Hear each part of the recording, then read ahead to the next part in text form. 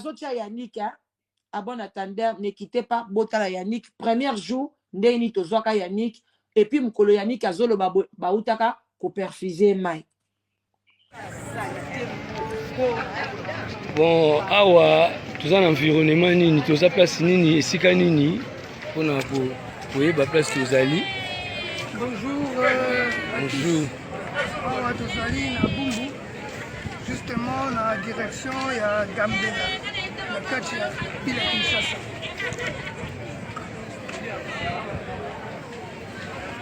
Depuis la Kinshasa, l'identité n'a eu vraiment les Comme on a eu Yannick Tona, il y a Papa Damas, na Maman Germaine. Maman Germaine, Tikangaï déjà Kala, Banda 94, Zaki Mwana Mouké, Kola Saye, Kola Karana, Papa Nangaï, Nabalek Nangani Balek, Mopa Koufa, Tika Nangaï na Oya Mwasi. Na Oya Mwasi, ça fait beaucoup de temps que nous avons un contact ici. Mais en tout, papa beaucoup là, biso yemoko. Beaucoup là, biso yemoko. To kembi na vraiment ma casse. To souffrir na vraiment battant vraiment ébélé avant que à soit décision. Ya ko bala moi si musu satia ina ndako.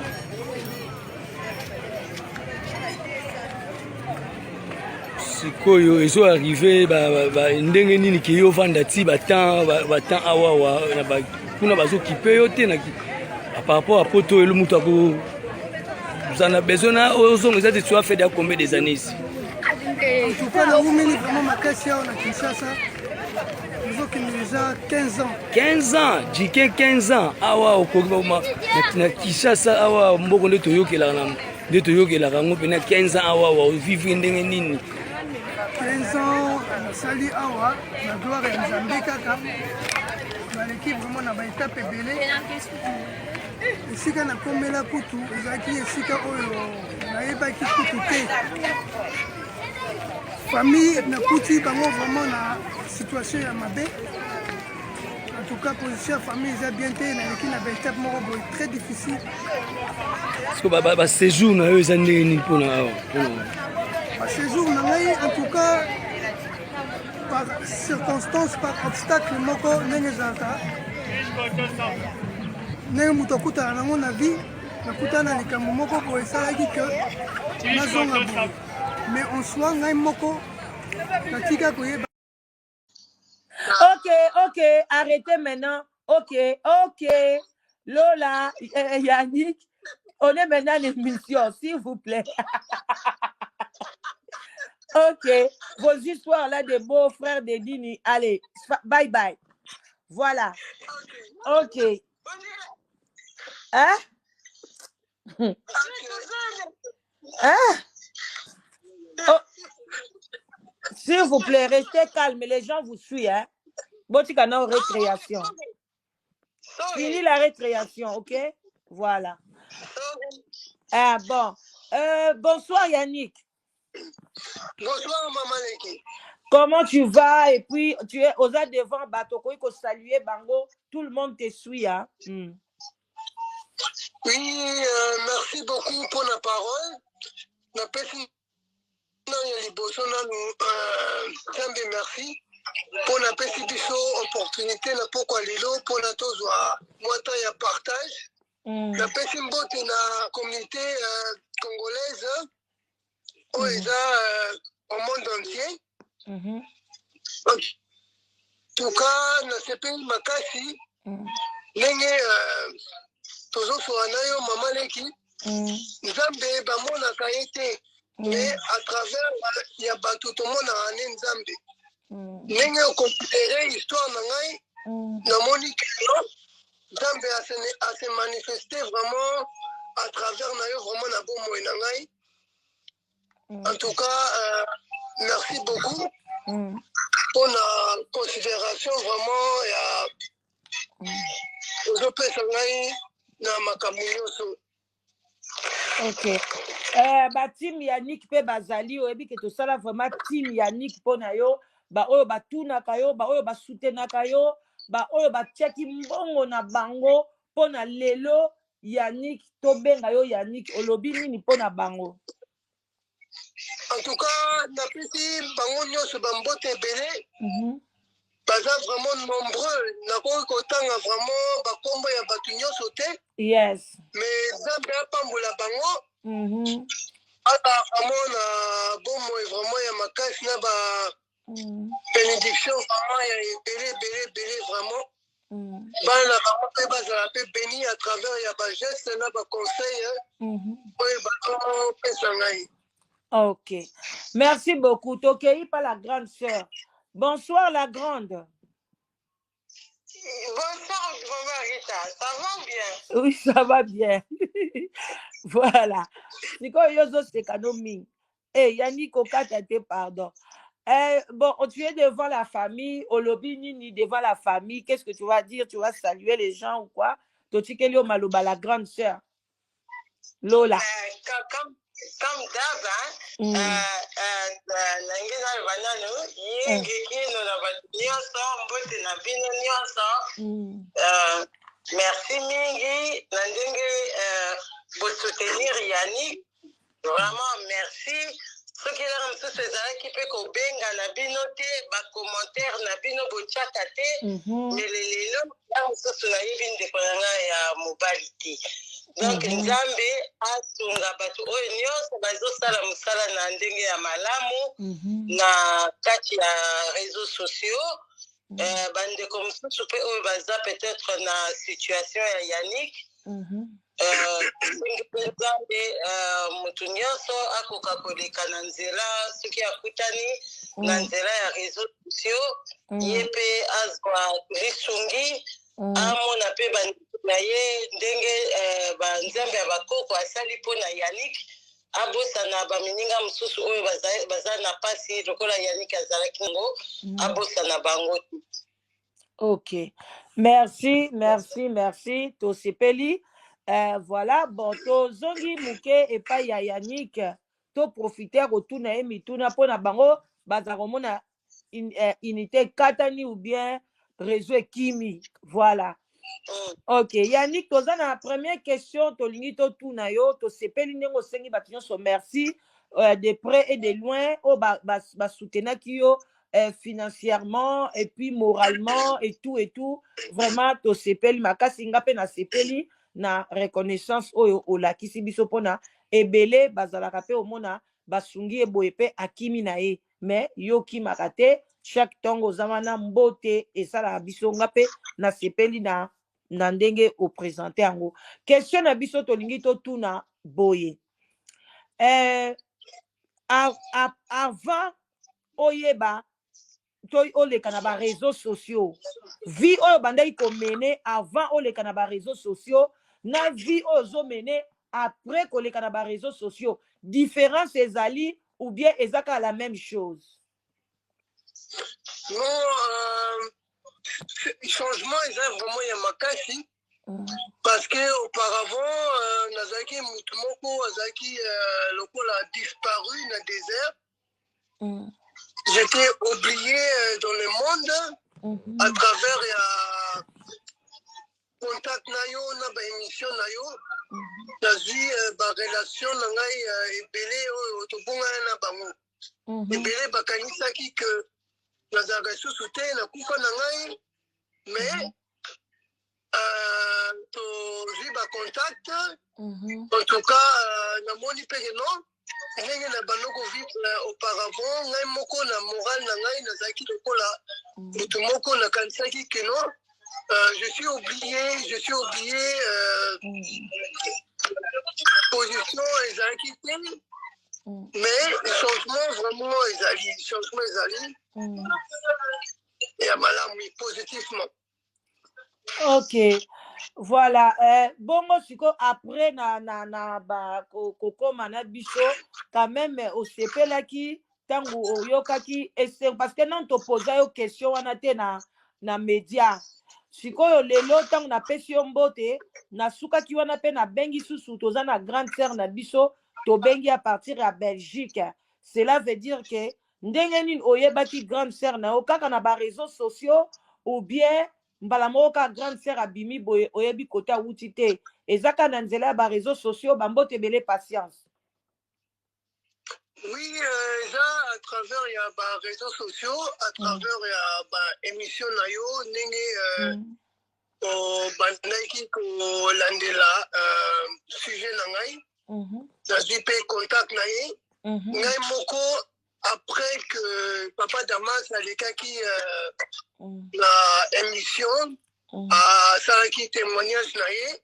Ngai moko na banoko mituna ba question trop na banoko mituna ba question na banoko kotuna pe nzambe soki vraiment Papa Damas aza papa na ngai biologique te namona ata papa na ngai biologique soki papa wana abota bana mosusu nakuta ata na bana wana parce que naza mwana mobali natambola na nzela ta mosusu nakokela na mwana mwasi moko donc mwana mwasi wana aza ta mosusu ndeko na ngai. Mais soki nzambe alakisi ngai famille ya papa na ngai biologique nakoyeba ta mosusu bandeko na ngai mosusu oyo papa wana abota. Mais gloire à Dieu, gloire à Dieu na grâce ya nzambe nazwi mpe basigne nzambe alakisi ngai mpe baprodige ti mpe toye koyebana mpe na yaya na ngai Lola à travers mpe ya baémission na yo. Bon Yannick tolingi toseka moke yo botaka déjà non avant oyeba Lola bongo sikoyo mwasi obotaka na ye soki sikoyo azalaki mwana papa na bino olinga osala ndeni?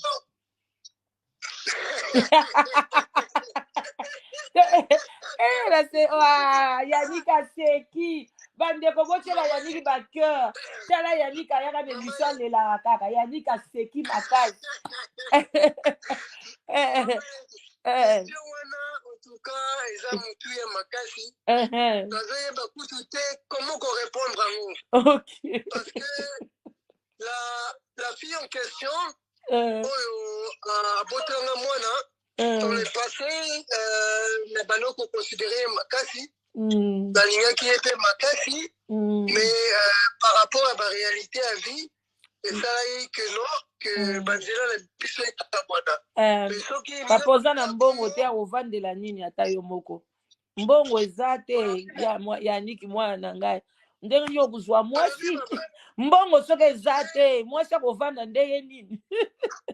mais mbongo ezaka complément bolingo nde esalaka structure. Yannick baliaka bolingo baliaka olambi bolingo na kwanga bolie yango na fufu na madesa boniko ozwi bolingo olati bilamba te Yannick bolingo eza na mbongo d'abord makambo akondane eza te yango nde ezalaka fondation soki yango eza te ata botongi ndako ata ya 1 ou 2 niveau sukasuka ekokwea kaka. Ok. Donc Yannick alakisi biso bolingo ngai nakanisaki mbongo voilà sikoyo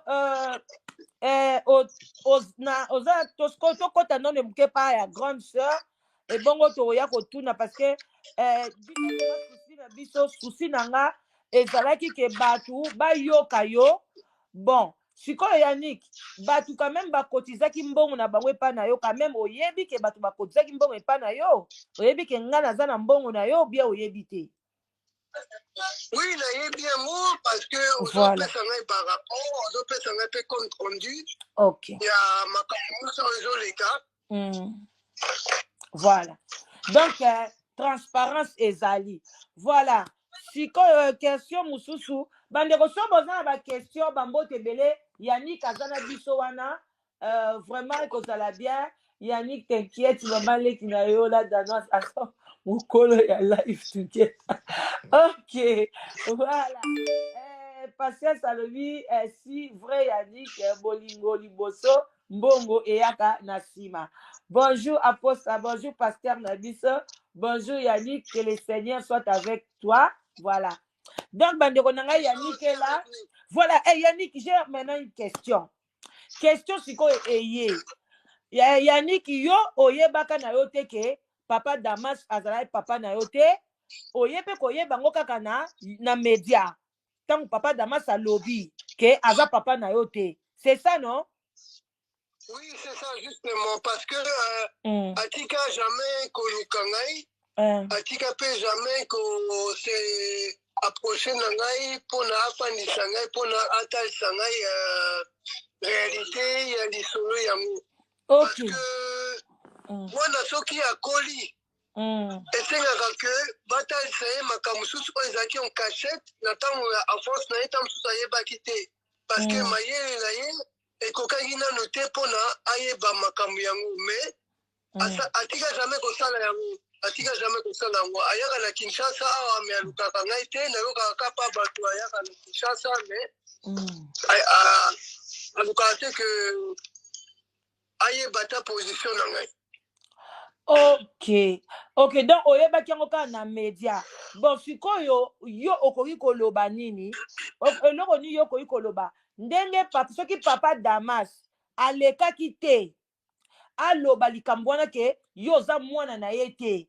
Yo oza sir yo lingaki koyeba grande sœur na yo? Non, nalingaki nayeba yalola te. Parce que na conscience na ngai nayebaki kaka ye nde aza papa na ngai biologique. Ok. Parce que batika mpe kolakisa ngai mpe papa mosusu te depuis mon enfance. Nalingai nayeba mpe yalola te. Ça veut dire que eza makambo kaka ya nzambe makambo ya nzambe ndenge nzambe asalaka. Ok, donc soki par exemple ndenge nga na publiaki bafoto ya mama na yo sikoyo yalola lokola ayebaki mama na yo soki sikoyo yalola yaki sans papa Damas aloba ayaloba nga nazomona mama na yo nayebi histoire ke mama na yo akendaka na zemi boye na boye aye koyebisa yo lingaka otikala kondima yango te parce que papa Damas ayebisa yo te parce que obandaki kopesa confiance epa papa Damas. En tout cas, nalingaki nasala ba réflexion. Bon laïque s'il te plaît. Nalinga nazala ta mosusu na ebande na mwa badoute. Par rapport à distance na déconsidération oyo papa Damas manifestaki envers ngai na comportement na ye na ntango nyonso naza na Kinshasa nalinga na mipose baquestion vraiment ebele. Parce que autrefois na banda komituna soki vraiment papa oyo abotaka mwana na ye akotika mwana na ye vraiment na position wana ça veut dire nalingaki vraiment donc moi badoute déjà ebandaki kosalama yo olobaki vraiment papa oyo azalaka papa na nga comment papa mpenza kotika mwana na ye 15 ans abandonné na Congo. Donc moi badoute wana quand même ebandaki kozala na motema Oui, badoute ebandaki kozala na motema wana par rapport à badouleur na bachoc. Parce que moto oyo abokola ngai na me retrouver na mboka moko oyo natika jamais koyeba yango atikanga kaka boye fo na mituna baquestion baquestion wana vraiment ebandaki komata ngai vraiment na makanisi. Ok, mais ti ozalaki na Congo otikala koyeba te ke Cœur est censé asalaka ba YouTube otikala koyeba te moi c'est papa Damas oyebaki. Ok, voilà sikoyo ntango ndenge nini okoki kobetela communauté quand même toyeba parce que toyokaki grande sœur abetelaki biso ndenge abengaki yo mais yo moko toyoka yo te ntango grande sœur ndenge nini grande sœur akotaki contact na yo parce que nga déjà nalobi na nzela na nga te yo meka non koexplike biso ezalaki ndenge nini omonaka motu moko abenga alobi ngai yaya na yo ozwaki yango ndenge nini ondimaki ka mbala moko parce que boza na mongongo moko parce que boyebi lingala bien te bino mibale ou bien ezalaki ndenge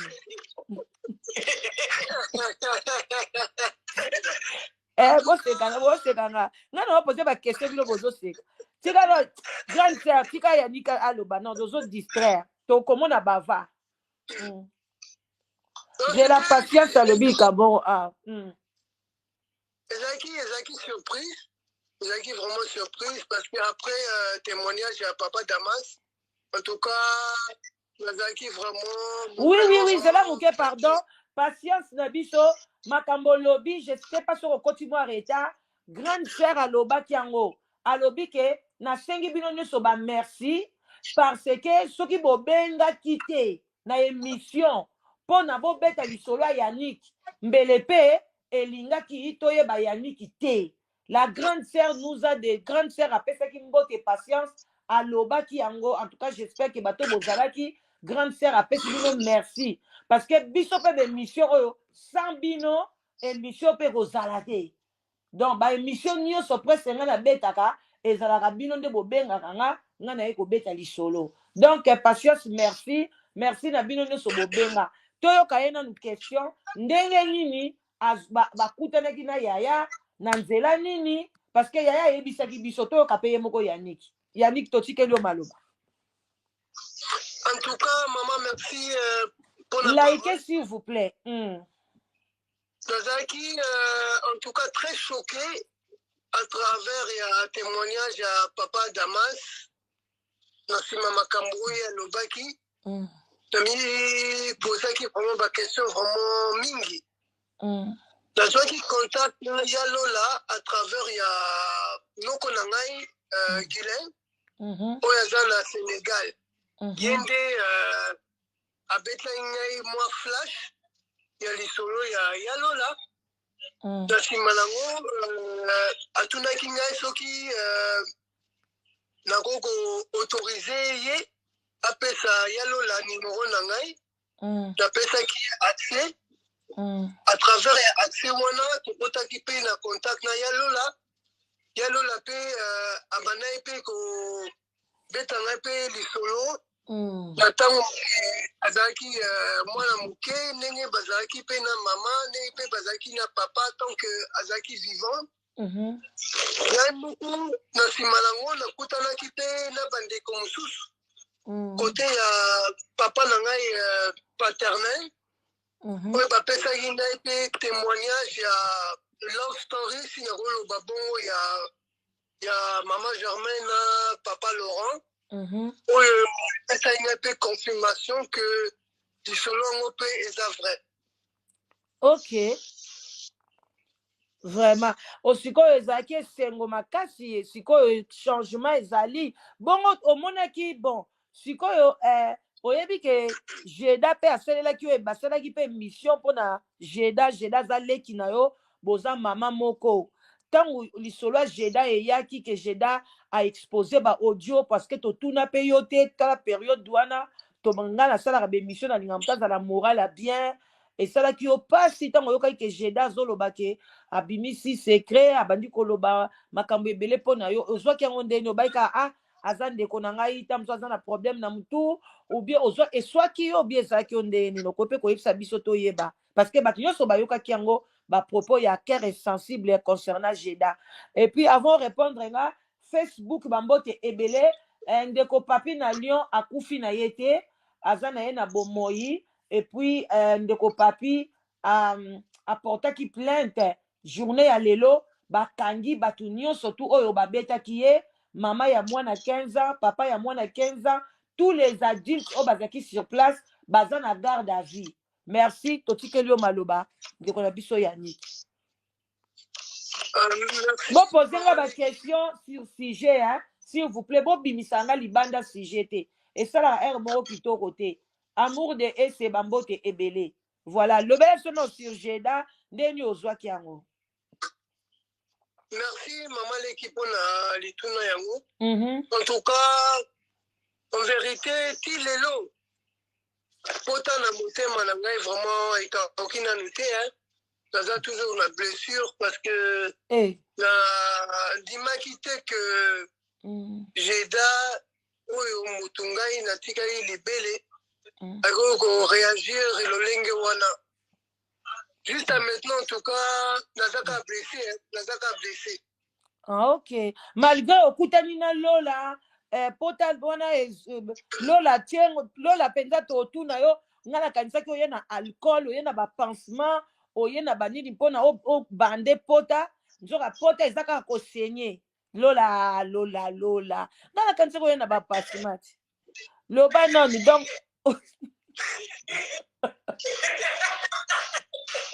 Yannick, allô? Allô? Oui. Oh là là. Maintenant, moi, je vous écoute. Hein. Ok, voilà. Tozo yana o kalami te po tolingi to yan tozo banga te yani ka kata na omoni yango to wela ba question yo za mwana poto kotika na biso longtemps. Voilà, donc yani kalobi en tout cas pour na likambi agenda c'est normal otikela ki mabele likambo sala ki eza lokola abimi neti tu babenga ba oni soki ba théoriste mais soki ba théoriste.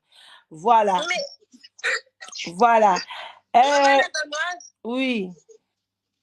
Je peux intervenir? Oui, oui, tu peux intervenir. Tu peux sur autant. Le banane. Yannick, ne quittez pas. Tu restes avec nous. Oui, bon, moi, papa, à ce qui concerne ta sœur Jeda, je pense qu'il faut quitter sa mutema parce que Batouana va utiliser kaka batou ba wuchi na ba mabumu ba mama na biso pour basala biso mabe. Moni. Donc il faut pensa ou quitter sa mutema. Ce qui biso to lubito zo bana ba bimi na ba mabumu mama na biso oyo batou ba utiliser ou basala biso mabe alors ils ont quoi Batouana bango ba longi biso. Oyoki. Merci beaucoup pour le conseil. Oza na raison na yo na makambo nyonso olobi. Parce que mutu oyo abimi na libumu ya mama na yo, à moins que azala penza, je sais pas quel mot, mais yo vandi na jeda bobotami esika moko nga nazalaki te. Bokoli esika moko. Est-ce que azalaki mabe na yo? En tout cas, Tika Lob a répondre. Question plutôt. En tout cas, ma belle est mon ami Lélo. Ma belle est mon ami parce que Moutoubaye Bakaye, ceux qui ont ma belle banda pour moi nanaï. Baza bavoie na bango eza na problème na lingala. Mutu mususu akobomba bizali na ye mais suka kobimisa manzaka na ye. Te me manzaka neza mikie pona soyo eza penza mikie. Manzaka na ye eza lokwa manzaka nyawa, ça te regrette même vraiment makasi. Kitisa kote wana na osenga yo okitisa mutema. Batu oyo bayaki po baka. Yo za sur penza Yannick ngana lobi boy. Yo omonte kezali cœur est censé mutu a pousser yete. Pona yo oza sûr que Jeda azalaki na caractère wana nde ayeko bimisango lelo ou bien mutu moko za derrière ye cœur est censé ou bien papa Damas.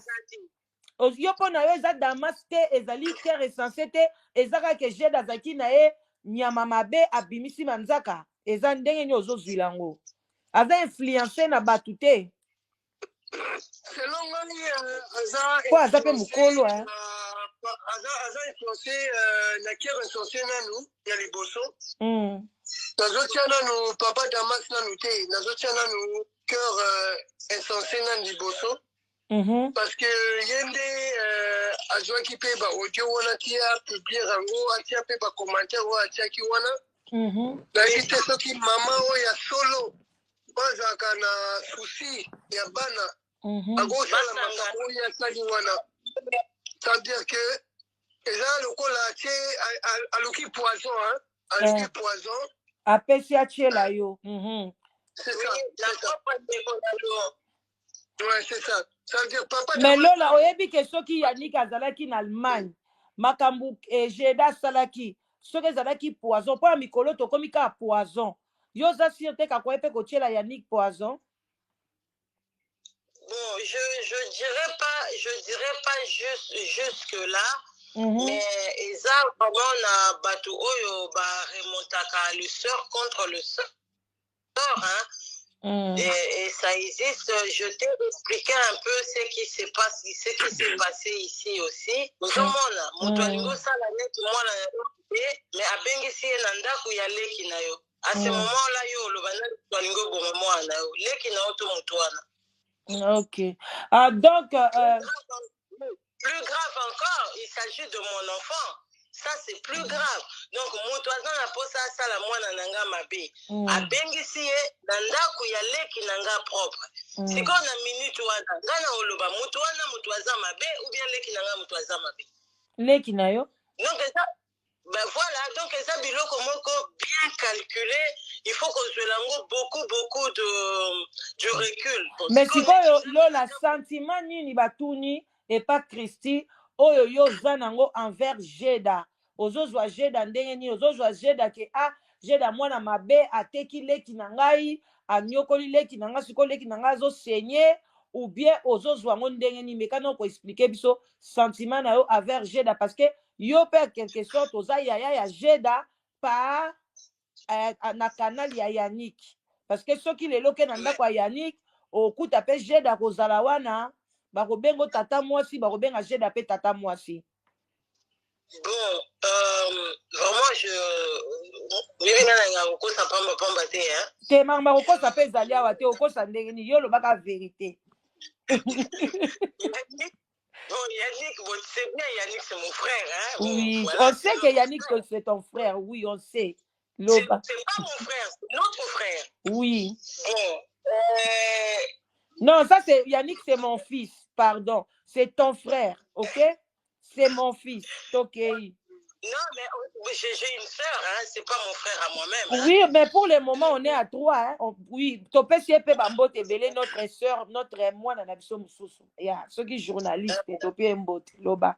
Elle n'est pas journaliste, elle est dans l'ORECA, mais dans la télé. Ok. Naosenga kaka en fait bakitisa motema parce que quand moi j'étais pas là, j'ai d'abandaki quand même que soutenir Yannick même si c'était pas beaucoup, mais elle soutenait quand même son frère. Voilà. Donc même je sais que je dis même par rapport à monsieur Damas. Même si là il a haine pour Yannick, il a fait une jalousie pour Yannick, c'est clair, hein, parce que mon père aussi c'était un beau gosse, hein. Donc au moins on a pu m'taboti pe na moi si pe yo bengisi aza pe mutoko finga te o muyaka moko boy non Miss bébé 2 fois à Kinshasa à Léopoldville, donc c'est pas petite chose, hein. Il faut mutema ekita to bukande virus o ya mabe esprit wana ya mabe. Oyo esprit wana oyo yaki na kimbangu ya chef coutumier moko Luba aya na kimbangu dans les années 90, le début des années 90. C'est cet esprit-là que Batunios Bamoni et combattre biso et puis eza lié na batu oyo balukela déjà biso papa na biso famille à papa na biso en fait. Makambu depuis les années 50 ça a commencé. Makambu des années 50 à 60. Donc makambu oyo eza ya leloti. Eza makambu e bandi kala. Biso sikoyo toza génération mususu. Okay. Il faut sikoyo to bunda parce que lobi soki totiki makambo boye lobi nga na boti mwana basatake na mwana nga omoni lobi le même personne vont s'attaquer aux enfants de Geda. Et donc biso parce que bato wana batalaka bilongi te donc biso nde moto ifo tozala mayele soki maintenant biso totiki bango bakabola biso ebandoza bongo mwana Yannick akepa ya Geda bango bakoti na ndako ya Geda ali basali mwana Yannick mabe mwana nanga pe akepa aleki nanga ali bango bakoti na ndako aleki nanga basali mwana nanga mabe on comprend après siko le combat va revenir à qui aux enfants de papa Laurent et de maman Germaine et de ma maman. Merci beaucoup. Merci ma soeur. Tu repères ce temps dans le belé. Tu vas vraiment parler. Tu as nous et pas Yannick. Bon, Yannick, Jeda tango asala kiyo pasiwana. J'espère que Erwana nanu toyebi lola te. Bon, présence ya lola na motema na o. En tout cas, loba na vérité parce que tu avais vraiment loba qui la danoise. Tala Jeda boyinga mais nzambe atiki nga te atindeli nga ya mosusu. Je croyais que le mosusu ekokaki kosoulage yo elongola yo pasi ya jeda, mais olobi ke ozosenye kaka koyepeka koloba présence ya Lola na motema na yo otiango wapi pona présence na ye. Donc comme si baza toyebi ke baza batu mibale bakeseni, mais akokai quand même koya ko diminuer kilo te, mais kana ko expliquer biso ozotia Lola wapi, ozotia pe jeda wapi. En tout cas, on est allé Jeda. Nazana likambo na ete, même si nazana blessure na kati ya motema, mais tobotami mama moko, touti na likambo moko, nazana unité à travers na ye ata makambo uti kolika. Na mopepo nyonso oyo na uti okuta nango na sujet na ye, nazana problème na ete. Na makambo etali ya Lola na ya Alida, en tout cas esoulaja inga makasi, esoulaja inga makasi parce que bamonaki que non papa Damas apesi nga mokongo, leki na ngai apesi nga mokongo, natikalaki lokola mutu moko aza isolé na désert. Mais à travers ya signe ya présence ya Lola na ya Alida na bomoi na ngai namonaki ezalaki lokola moto oyo azangaki mai na désert, bapesi mai ya komela azwi énergie mpona atelema mpona acontinue komarche. En tout cas esalaki ngai vraiment très bien, efortifiaki ngai vraiment makasi, efortifiaki ngai vraiment makasi. Ok, voilà, merci beaucoup Yannick, tosepeli makasi na oyoka yo. Vraiment olobeli biso ba sujet moko ya très bien, ya bien, mais tango ovandaki oyoki batu babengi yo balobi ke cœur est censé alobi ke yo lingaki o violer ye, yo lingaki o tia ye mbeli, obanda olingo okotele na ndaku obima na ye, obande kolinga o tia ye mbeli. Olobi ni na likambo yango quand même oloba na nation parce que batu bayokaki yango, mais kana ko expliquer biso kobombelo kote oza mwana mobali aza mwana mwasi, soki pe asepelaka asepelisaka yo obima na mobali ya tata na yo e mwasi ya papa na yo ekoka kokomela yo toyebi te, mais kana ko éclaircir biso na question na parce que alobaki yango ce monsieur là, donc azobenga yo ce monsieur là, donc mais kana ko expliquer biso ezalaki ndeni.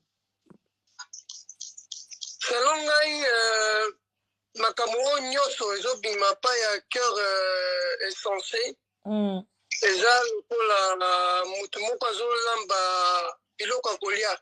Omoni mama leki soki olekisi ba épice, olekisi bamungwa, olekisi bapilipili, ozopesa yango batu, ozoprésente yango batu na mesa mpona balia yango, bakosepela na bilele yango te. Makambo oyo cœur insensé azoloba na omona ngo lokola biloko moko eza empoisonné. Merci.